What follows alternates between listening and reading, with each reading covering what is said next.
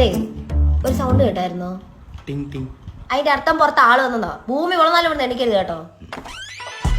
Surprise. ആയിരുന്നല്ലേ പറഞ്ഞേ? നാളെ വന്നാ സർപ്രൈസ് ആവില്ലല്ലോ. വാ അകത്തോട്ട് വാ. ഏട്ടാ, ഇതെന്റെ കൊളീഗ് ജിത്തു. മാധവ് ജി. എന്തൊരു അവക്ക് മാത്രമേ ഉള്ളൂ ഈ ഒപ്പനയൊക്കെ. Yes my honey. നീ വന്നേ. നമുക്ക് ഹണി കേക്ക് ഉണ്ടാക്കാം. ഓ ഇറങ്ങി കഴിഞ്ഞാണോ ഹള്ളി? ആരായിട്ട് ഒരു ഷർട്ടും പാൻറ് ഏട്ടത്തിലൂടെ പോയല്ലേ? നീ വന്നേ. ഹസ്ബൻഡിന് വേറെ പണിയൊന്നുമില്ലല്ലേ? എല്ലാം നീ ഒറ്റയ്ക്ക് മധു. മധുമതി എന്താ എന്താ ചെയ്യുന്നേ? തുണി വിരിക്കുന്നു.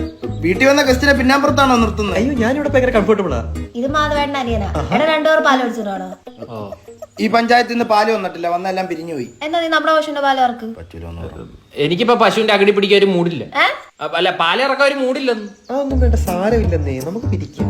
നിങ്ങളവനെ പിടിച്ച് മാറ്റില്ല, അവൻ രാത്രി ബെഡ്ഷീറ്റ് കാണും. എന്തോന്ന് പപ്പറ്റ് ഷോയാ? ഒരു ബെഡ്ഷീറ്റ് ഒരു തവണ വിരിക്കാൻ പറ്റൂ. നല്ലൊരു സഹായം ആയിക്കോട്ടെ എന്ന് വിചാരിച്ചു. സഹായം?